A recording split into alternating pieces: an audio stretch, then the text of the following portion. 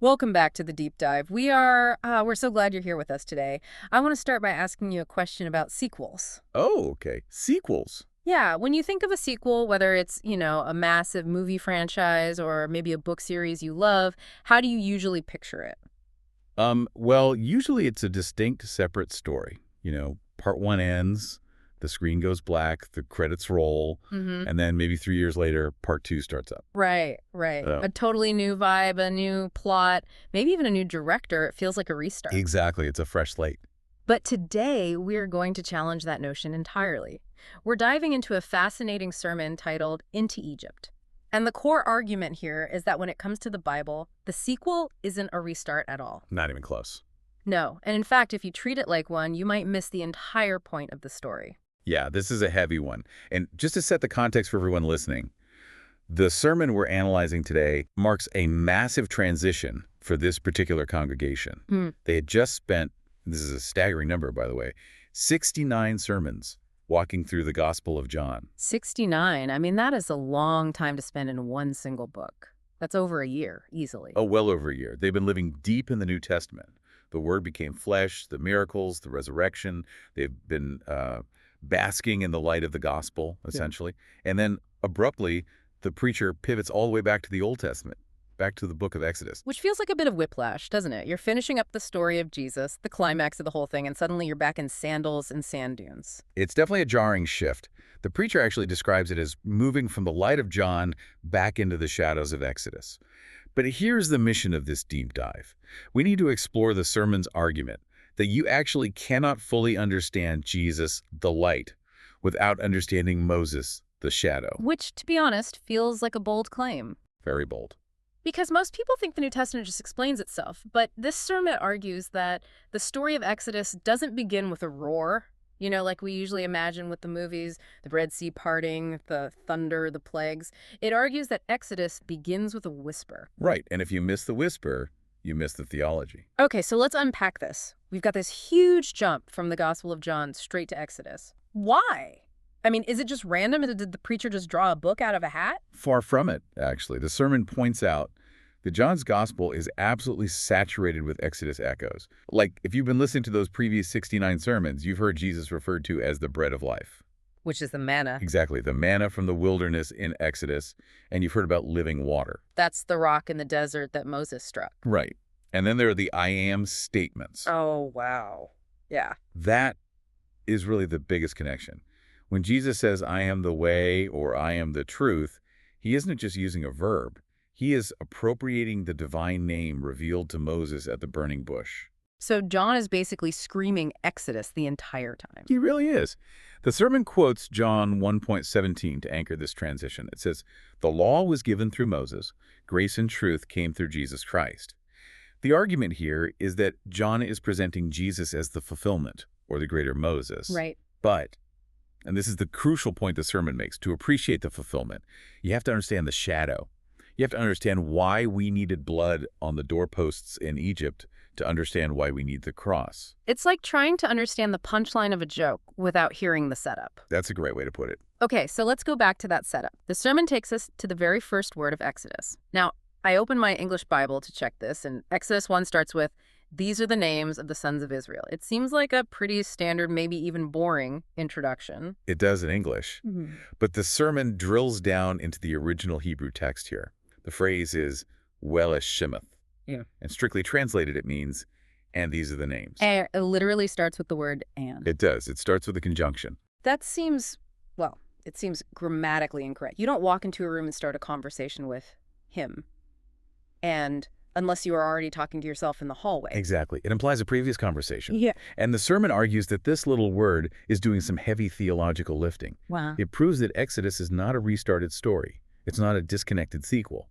The book is grammatically fastened to Genesis. It's continuing a sentence that started in the previous book. Precisely. And this sermon uses a really powerful visual to show why this matters. Think about how Genesis ends. The last chapter of Genesis ends with a coffin in Egypt. Joseph dies. Right. It's a funeral. It's the end of an era. But Exodus opens with, and these are the names. The sermon contrasts the coffin with the names. You have a 400-year time gap between the last page of Genesis and the first page of Exodus. Yep. 4 centuries of complete silence where God doesn't speak to a single prophet. That is a massive gap. 400 years. That's like us trying to connect with people from the 1600s. It's a lifetime times 4.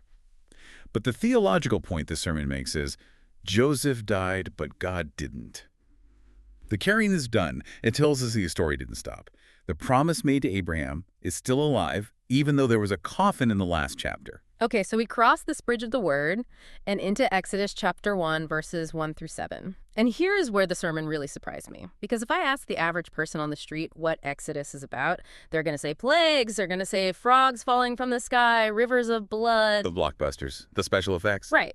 But the sermon points out there are no plagues in chapter 1. It starts with the genealogy. It starts with demographics. Yeah, it's just a list of names. And I know for a modern reader, skimming a list of ancient names feels like the boring part. You just want to skip right to the action. But the sermon dives into verse 7 to decode what is actually happening. It lists the verbs used to describe Israel: fruitful, increased, multiplied, filled the land. It sounds like a census report, like population up 20% this quarter. On the surface, yes. But looking deeper, the sermon identifies this as creation language. If you go all the way back to Genesis 1:28, what does God tell humanity? Be fruitful and multiply. Oh, right. Okay, I remember that. And then you go to Genesis 12, the promise to Abraham, I will make of you a great nation. The argument here is that when Exodus says they multiplied, it's not just biology, it's theology. It's a signal that the covenant is working. So it's the aha moment. God is keeping his promise, even if it just looks like people having kids. Yes, and the sermon calls this the ordinary means. I think this is a really crucial insight for us. We tend to look for God in the fire and the earthquake. But the sermon argues that before God works dramatically with plagues, he works quietly through ordinary biological reproduction.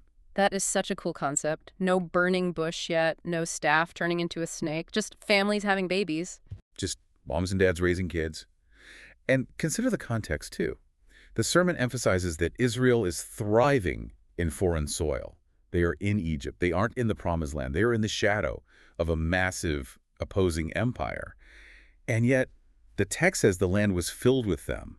That's a key point the sermon makes, that God's geography isn't limited. He can bless his people even when they are in exile, essentially. Right. The historian might just see population trends, or the economist might see labor shifts. But the sermon says heaven sees the covenant advancing. God is keeping his word through the quiet explosion of a population. But let's be real for a second. It's not all happy families and growing demographics. The sermon insists we have to look at the harsh history here. This isn't a fairy tale. No, it's not mythology at all. The sermon is very clear on that. Yeah. Egypt was a real superpower. They had armies, massive architecture, immense pride. This was a civilization that could crush you without even blinking. And there's that ominous line in the text. Then Joseph died, and all his brothers and all that generation. And eventually a new king arose who did not know Joseph. That is the turning point. The sermon calls this the gap experience. You are living between the promise and the deliverance. The good days of Joseph, where Israel had an in with the government, those days are over. The patriarchs are gone. I think a lot of you listening can probably relate to that feeling the sermon describes, living in the gap. When the old security is gone and the new rescue hasn't shown up yet, you're just totally exposed. And that's where the sermon brings in a specific theological perspective. It highlights a Reformed theological perspective regarding sovereignty. Sovereignty is a pretty big church word. Break that down for us in this context. Essentially, the sermon frames it as the idea that God is the one moving all the pieces on the board, even the opposing pieces. God is sovereign over kings and nations. Even when the political climate turns completely against Israel, the sermon argues that the covenant is not threatened. Because God is the one removing kings and setting up kings. Exactly. To impartially report on this Reformed view, as the sermon presents it, history isn't random. It is covenantal. God is orchestrating the demographics and the nations to prepare for redemption long before the crisis even hits. He's positioning the pieces on the board 400 years in advance. So even when it looks like absolutely nothing is happening during those 400 years of silence, God is actually doing some of his most important work. He's building the nation that he's about to save. That's the claim. You can't save a nation if there isn't a nation to save yet. He had to build them first. Now, this is where the deep dive gets really interesting for me. We've established the history and the quiet growth, but the sermon makes a major pivot to typology. And for those who haven't heard that term, it basically means seeing the Old Testament as a foreshadowing or a type of the New Testament. Yes, the concept of the greater Exodus. Right. It argues that Exodus is basically a blueprint for Jesus, and it brings up this verse from Matthew 2:15. Out of Egypt I called my son. Now, usually when I read that, I just think Matthew is pointing out a geographical coincidence. Jesus fled to Egypt to escape Herod, then he came back, prophecy fulfilled, check the box. That's how most people read it. But the sermon says there is much more happening. It explains that Matthew isn't just, quote, mining or misquoting the prophet Hosea. He is actually identifying Jesus as the true Israel. Okay, true Israel, that's a dense concept. What does that mean exactly? Well, think about the comparison the sermon draws. Israel is called God's firstborn son in Exodus. That's the corporate son, the nation as a whole. They were called out of Egypt. They went into the wilderness, and what did they do? They complained Yeah. a lot. They built a golden calf. They wished they were back in Egypt. They failed. They failed completely. They grumbled. They disobeyed. Now look at Jesus. He goes down to Egypt as a child, comes back, and immediately goes where? Into the wilderness. Into the wilderness for 40 days. Which perfectly mirrors the 40 years Israel spent there. Exactly. But here is the major difference. Where Israel failed, Jesus succeeded. He resisted temptation. He obeyed God perfectly. He didn't grumble. So Matthew is saying Jesus is reliving Israel's history. But doing it right this time. Wow. Okay, he's the faithful son. Yes, he is the true Israel. And that makes the connection so much deeper than just, oh, Jesus visited Egypt once. He is actually rewriting the history of his people by living it perfectly. And then there's the transfiguration link. I hadn't noticed this before reading the sermon, and it kind of blew my mind. Oh, this is a beautiful detail. In Luke 9:31, Jesus is on the mountain with Moses and Elijah. And Luke says they were speaking about his departure that he was about to accomplish at Jerusalem. Departure. It just seems like a normal word. It is in the English translation. But the sermon points out that the original Greek word Luke uses there is exodos. Literally the word Exodus. Literally. Jesus speaks of his coming death on the cross as his exodus. The sermon unpacks the implication here. The cross is the ultimate Passover.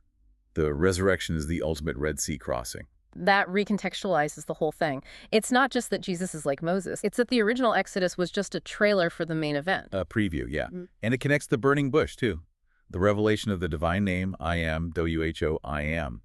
The sermon connects that straight back to Jesus in John 8, where he says, before Abraham was, I am.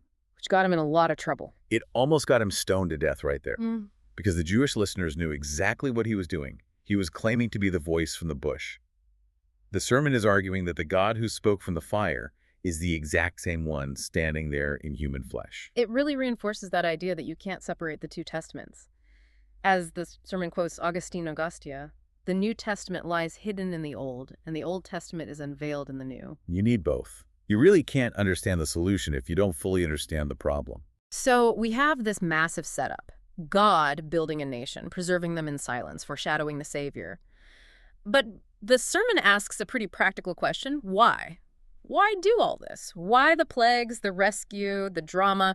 Why not just leave them there if they were multiplying and doing okay? And this is really the destination of the sermon. It argues that the goal of Exodus isn't just freedom from slavery. That's usually where we stop in our modern thinking. We think the goal is just, let my people go. Right. Freedom is just the absence of chains. That's the modern American definition anyway. But the sermon says biblical freedom is freedom for God. There's a specific Hebrew word mentioned here, abad. Abad. Yes. It's a word that means serve. And here is the profound irony the sermon points out. It's used for both their slavery and their salvation. In Egypt, they served Pharaoh. That was forced labor, rigorous, brutal service. Okay, I followed. But God says to Pharaoh, let my son go that he may serve me. Same exact Hebrew word. So it's a transfer of service. I mean, that doesn't sound very free to modern. It doesn't if your definition of freedom is pure autonomy. But it's a transfer of worship. That's the key distinction. The sermon argues that redemption always has a destination, and that destination is worship.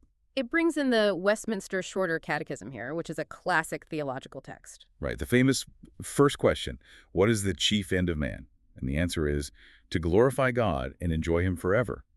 The sermon sees Exodus as that truth taking national shape. God redeems a people so they will know him and reflect him. That is a tough pill to swallow for modern listeners, maybe. The sermon mentions that we often crave freedom purely as autonomy. I want to be free to do whatever I want. No masters, no rules. Exactly. We define freedom as having absolutely no constraints. But the sermon counters that biblical freedom isn't autonomy. Humans are designed to serve something, You will serve something, whether it's your career, your image, your desires, or God. Bob Dylan said it best. You're going to have to serve somebody. He really did. And the sermon argues that salvation is a change of ownership. You move from a tyrant pharaoh, or in the spiritual sense, sin and death, to a rightful king. You are saved for belonging. Safe for worship. I really like that. It changes the focus from just getting out of trouble to getting into a relationship. And that leads to the final application the sermon makes, which perfectly connects all of this ancient history to the modern communion table. Yeah, let's wrap up with that because that's a big jump. How does the sermon bridge the gap from ancient Egypt to a church service today? Well, it points out that the table, the bread, and the cup is where we remember the God who keeps promises. Just as Exodus 1 starts with names to show God remembered Abraham, the table shows God remembered us. It says, "The God who began his work in Egypt finished it at Calvary." And that's really the summary of our whole deep dive today. We started with that and the connection. We saw the quiet explosion of population, the creation language showing God's faithfulness in the dark. We saw the foreshadowing of Christ as the true Lamb and the true Israel. And finally, we see that it's all for the purpose of worship. It's amazing to think about. The sermon emphasizes that for 400 years there was absolute silence. No prophets, no miracles recorded, just living. But God was working powerfully during that silence. And that is the final provocative thought the sermon leaves us with. It points out that God was most active when it looked like nothing was happening at all. Which is such a comfort, but it's also a real challenge. It is, because if that's true about history, what might be happening in the quiet parts of your own life right now? We tend to look for the parted seas, the big miracles, the loud answers. We want the fireworks. But maybe we should be looking for the quiet names, the growth that's happening in the silence, the ordinary means. Exactly. The names, the bowl, and the daily faithfulness. That's where the covenant is usually advancing. Just because you don't hear the soundtrack doesn't mean the story has stopped. A powerful reminder to look for the whisper before the roar. Thanks for diving into this sermon with us. It's definitely changed how I'm going to read those opening chapters of Exodus. It's all one cohesive story. Absolutely. Thanks for listening, everyone. Keep looking for those quiet signs of life. We'll catch you on the next deep dive.